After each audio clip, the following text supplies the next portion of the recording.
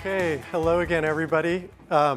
We traditionally, at these events, at these summits, have a panel where we invite top journalists to give you their clear-eyed view on everything you've been hearing about, and that's what we have now, and then we'll go into the coffee break after.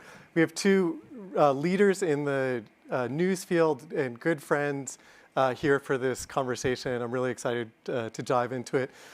We have on the far end, we have Alyson Shontell, who is Editor-in-Chief and Chief Content Officer of Fortune. She was previously Editor-in-Chief of Business Insider. She was employee number 6 at Business Insider, and she reports from the front lines of where executives are convening, including at Davos recently, and has had a lot of conversations about how the C-suite is thinking about AI. And then Gina Chua is Executive Editor at Large at Semafor, where she is part of the founding team of Semafor, and she's also Executive Director of the Town Knight Center for Journalism Futures at CUNY, and you can grab her after and ask her to explain what that means. Journalism Futures, hopefully there is one. I think more than one. The answer is yes, hopefully.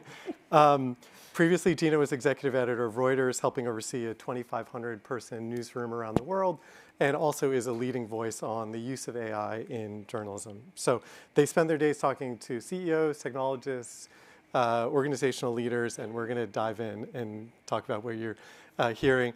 Alyson, I want to start with you. You talked to the C-suite a lot, including at Davos recently. What's your take on what's working with or not with AI, and what's ahead for us this year? Sure. I think last year at Davos was the first time that I heard the word agentic AI, and it was a buzzword. I think a lot of companies rallied around it, especially in software. It wasn't really implemented. This year, it feels like maybe the technology is there for that to become more of a change and this to really be an agentic AI year. I did not just hear that from the software companies. I also heard it from the people building the LLMs. I had a conversation with Demis Hassabis at Google. He is helping Google combat its innovator's dilemma in building Gemini. And he was saying, I asked him what's ahead for 2026, and he was like, I think it's going to be the agentic AI year. So I felt pretty confident about that. Another thing is last year, I think a lot of AI was blamed on layoffs and downsizing that maybe had become a bit bloated during the pandemic. Companies were using it as an excuse to dwindle their staffs. I think this year is going to be more focused on what growth can we see from our bottom lines from AI, not just what cost cutting, what efficiencies can we do, but how can we actually grow our businesses and really reach that untapped potential with AI. And I think we'll start to see that growth story hopefully this year a bit more. Do you think, just to follow up on that, you mentioned that companies have used AI as an excuse to make some layoffs last year that they might have needed to do anyway or wanted to do anyway. Do you think we'll have AI-related layoffs at any scale this year, even as companies focus on growth?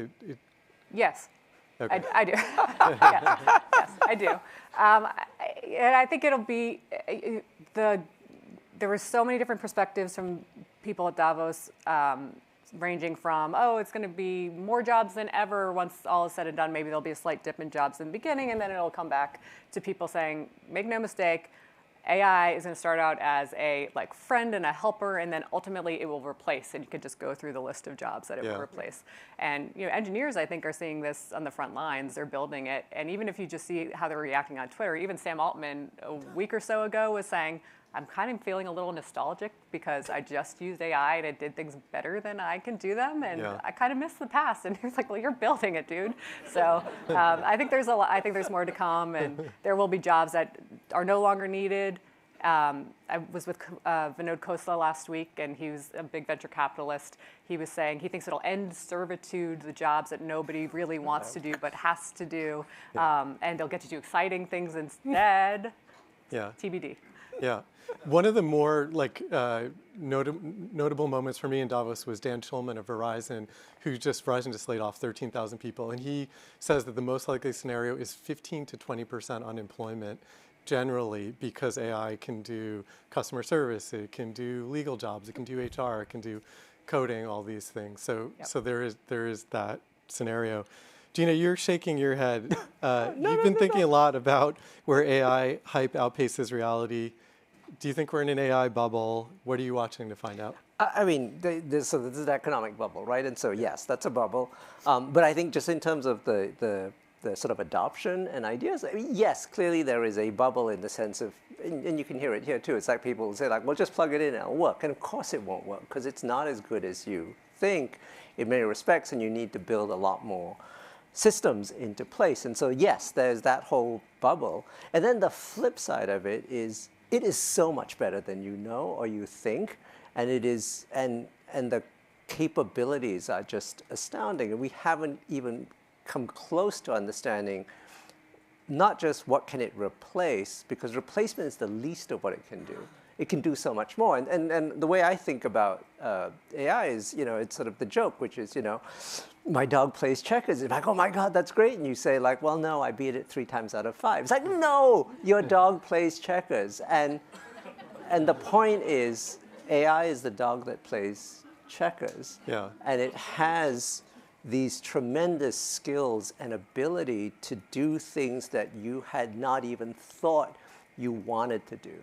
And that's where we need to get to. So what is the, as a leader of an organization, you're looking a lot also at how this is being brought into newsrooms, and given those things that you just said, what is the right approach, and what should people be doing now? So there's like 3 levels, I think, right? So one is just efficiency tools. Can it do, as I think of like AI for efficiency, AI for scalability, AI for sort of conceptual work, and then AI as public facing. And we'll skip public facing because so far it's been a disaster.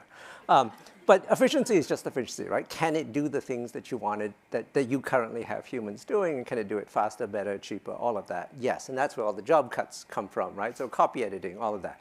Can it do scaling? So can it take what you would do and do more of it, right? Yeah. So classically, if you're an investigative reporter, you can put every stuff into Notebook LLM, and you can read 1,000 documents where previously you could only read 10 in the time you have. And then this conceptual, which is what could you do if you had an army of interns? Yeah. And that's the difference, right? So right now, every day at a news organization, you'll have a news budget, like what's happening in the thing. Actually, nobody reads, right? We all have to fill it out. Nobody reads it because it's boring.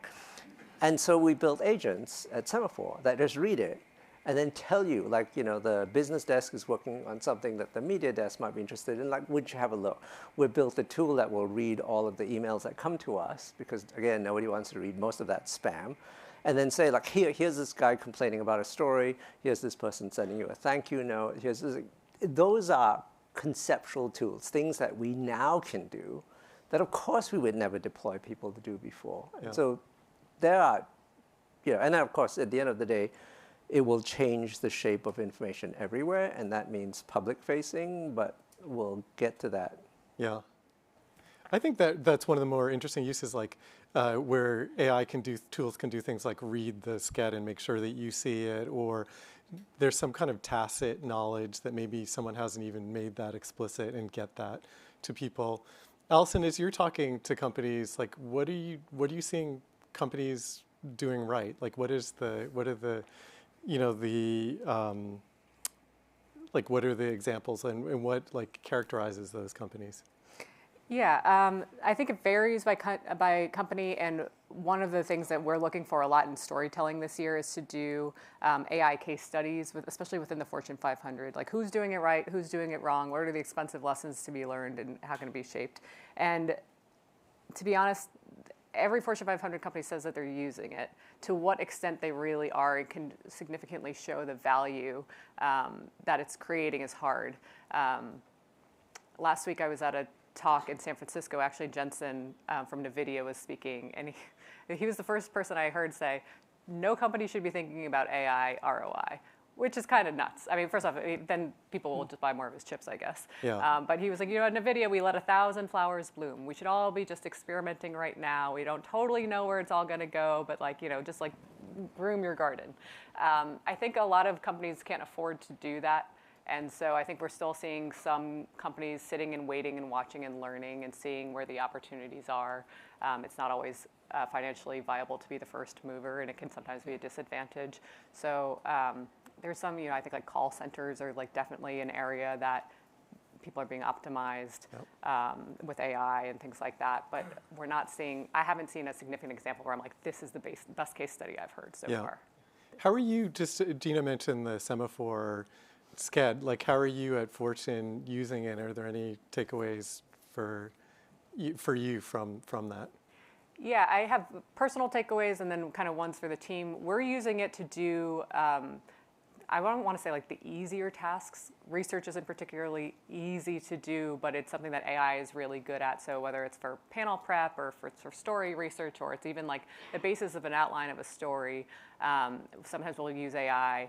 And particularly, we find Notebook LM really helpful because you can actually give it the specific things you want it to source, and so the hallucinations are much, much, much less. Those kinds of tools are really helping us in the process of whether it's like gathering information from a bunch of places to say, what a company is doing in one area, or is doing research for a moderation or something like that. Yeah. We're using it pretty extensively to do that work, and to make the fun work of the actual reporting process, the relationship building, the calling up people, the getting original insights that only we can access as reporters, and bring the stuff that really brings value to the Fortune newsroom. We're trying to emphasize that work. Can I just pause there? Because one of the concerns people have had, and it's definitely a conversation in journalism, is the quality of the information that you're working with. Is there hallucination? What are you getting back? Stuff that you could actually publish in Fortune. I'm curious how you think about that. So I'm having really only senior editors experimenting with it. I would not put it in the hands of someone who's still learning on the job. And generally in the Fortune newsroom, we have mostly just very senior, experienced reporters. And I think when they have the experience and the industry depth of knowledge to be able to spot, like, this isn't quite right, or I need more context here, or this is wrong, then it can be a really powerful tool. I think in the hands of, you don't want to give a smart intern to manage. Yeah. So I would never do that. Yeah. But in really experienced hands, you could see it really kind of being very helpful. One of your colleagues compared it to like a high-end race car to me. And Yeah. so in the right hand, you can keep it on the track. Yes. And in the smart intern's It's track, it into a goes wall. careening off. Gina, I'm sure you've thought about this question. Yeah, I think of it slightly differently. So I was to think about what exactly can the tool do and what can it not do, right? It's a large, and I'll say this, I don't think about the multimodal parts of it, mostly because I've been a text person most of my life. So I look Multimodal meaning multimedia, video, correct, et cetera, right. Yeah. And so mostly I think of it from large language model point of view. And it's a large language model. It's not a large fact model. It sucks at facts. It's very, very good at language. It's astonishingly good at language. I use it as a editing companion for things that I'm writing. It's learned my style. It's become snarky and tells me jokes, and I tell jokes back to it. The relationship's a little bit problematic. But the point is, it is a better editor than 60%, 70% of the human editors I've worked with, and I've worked with some really good editors. And so when you think about it that way, it's like I don't turn to it for facts. I use it to extract language. And that's where I think things have changed and will change dramatically, right? At the CUNY, we've built a newsletter of newsletters. It goes out, we subscribe to every newsletter we possibly could be interested in. And the AI system just reads everything and extracts the parts that we care about and summarizes. And it gives me a trend analysis over all of that, over the week, what's happened. In the future, what's going to happen, I think, and this will be a different kind of quasi-extinction level thing for news organizations, it's just going to read every website. Mm-hmm. And so every website's going to have a billion page views, which you'll have to pay for in server costs. And it will extract all of it, and it will find the little nugget that you care about, and it will come to you. So, I mean, the thing is sort of understanding what the tool is good at and not trying to sort of, I anthropomorphize this a lot, right, in terms of like it's an intense person. So in fact, it's an idiot savant on language.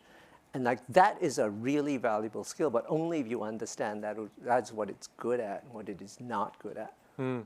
So you said, just to underscore two things you said, first is that AI is better than 60 or 70% of the editors you have worked with throughout your illustrious career at the top news organizations. That's significant.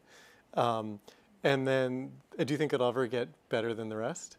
The top 40%? I mean, so one of the things is I said this to some people, and I said it's better than 50% of people, and it says it's a mediocrity machine. I said, well, by definition, half of humanity is mediocre, and it's better than half of humanity. So like that's no. So my point is like yes, and it's trainable to a point that it is really it extracts insights, it finds connective tissue, and you can build tools on this. You can build tools that deconstruct stories. It builds tools that tell you where your framing is wrong, or not, where there are alternative framings. Like, if you just think of it again as a really smart English major, you can do a tremendous amount of work. But the trick is to not think of it as substituting for jobs. The trick is to think of it as, I have a set of capabilities. What would I do with them if I had them?